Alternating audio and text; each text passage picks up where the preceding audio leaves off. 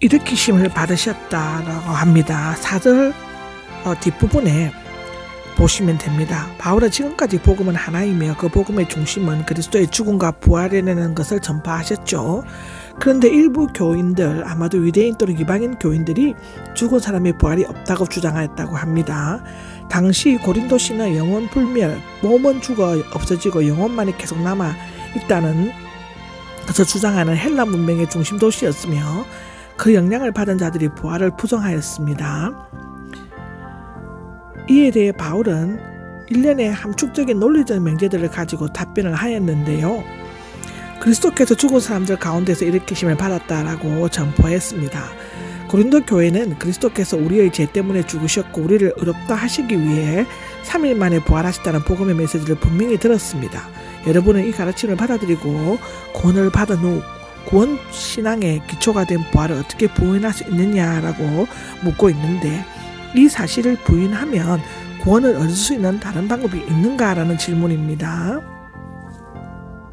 죽은 사람들이 부활이 없다면 그리스도께서도 일으키심을 받지 못하실 것이다 라고 하는데, 앞절에서는 그리스도의 부활을 인정하면서 죽은 자의 부활을 부정할 수 없다는 논리로 전개했다면, 여기서는 반대로 죽은 사람들의 부활을 부정한다면 지금 전파되고 있는 그리스도의 부활을 부정하는 것이 되고 만다는 논리로 입증을 하고 있는 것입니다.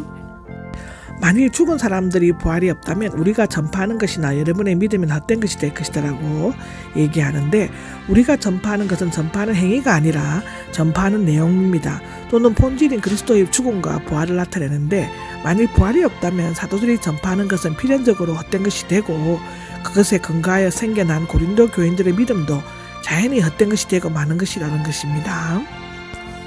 죽은 사람들의 부활이 없다면 우리는 하나님의 거짓된 증인들로 드러나게 될 것이다 라고 하는데, 말하자면 부활에 대한 설교한 모든 사도들은 하나님께서 다시 살리시지 못한 그리스도를 하나님께서 다시 살리셨다고 전파하는 것이 되어 하나님을 거짓말쟁이로 만드는 거짓 위증자와 악한 사기꾼이 되고 말 것이라는 것입니다.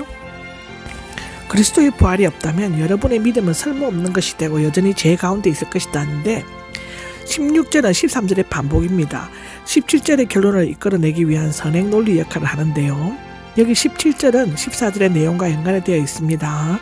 그리스도의 부활이 없으면 그리스도의 부활을 전제로 한 그리스도의 구속을 믿는 고린도 교인들의 믿음은 아무 열매도 맺지 못하는 쓸모없는 것이라는 것입니다. 진리가 결연된 헛된 것이라는 것이고, 또한 그리스도의 구속의 효력이 발휘될 수 없도록 함으로써 그들은 여전히 죄와 허물로 죽은 존재로 머물러 있게 된다는 것입니다. 에베소서 2장 1절에도 기록되어져 있습니다.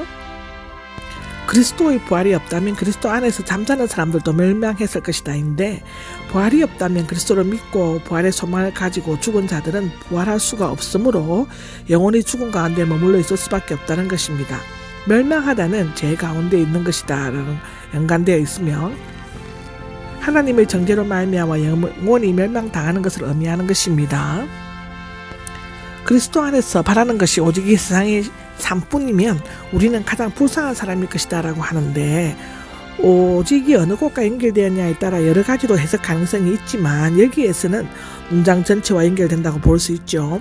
만일 우리가 이 세상을 살아가면서 부활하지도 않은 그리스도를 바라다는 것이 전부라고 한다면 내세에도 아무런 행복을 얻지 못하게 될 것이므로 차라리 이 세상에서 쾌락을 맛보며 사는 사람들에 비해 불쌍한 사람이 될 것이라는 것입니다.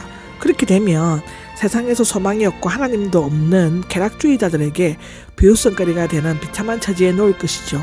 결국 부활이 없으면 기독교 신앙과 신학은 완전히 무너져 버리고 마는 것입니다.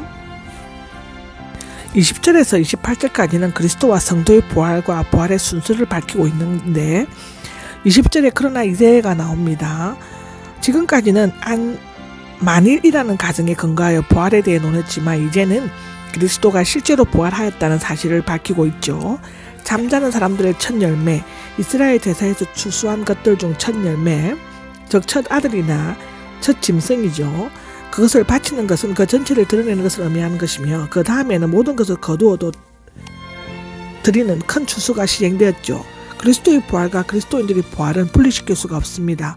그리스도의 부활이 있고 난 후에는 곧 모든 성도들도 부활하게 된다는 것인데, 잠자는 자들 곧 이미 죽은 그리스도인들과 연관시켜 볼 때 그리스도인은 부활의 첫 열매라고 부를 수 있는 것이라고 로마서 16장 5절에도 얘기하고 있습니다.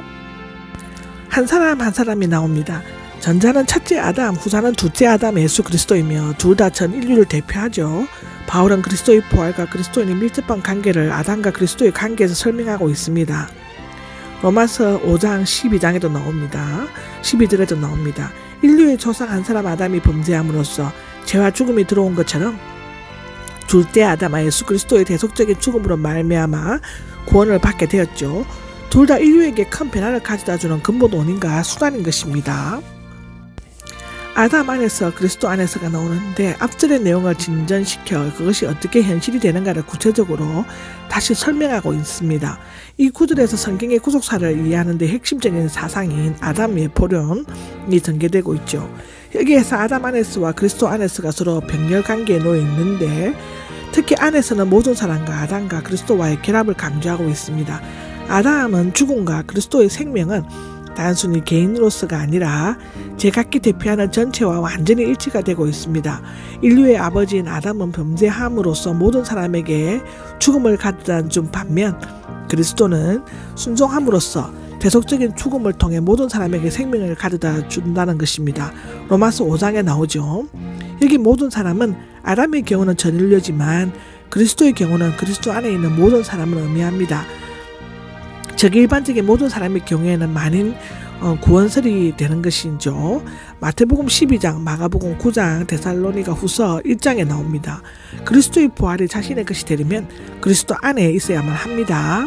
여기 죽는은 현재형으로 지금 고린도 교회 안에 죽음이 실제로 영향을 미치고 있음을 나타내는 것이죠.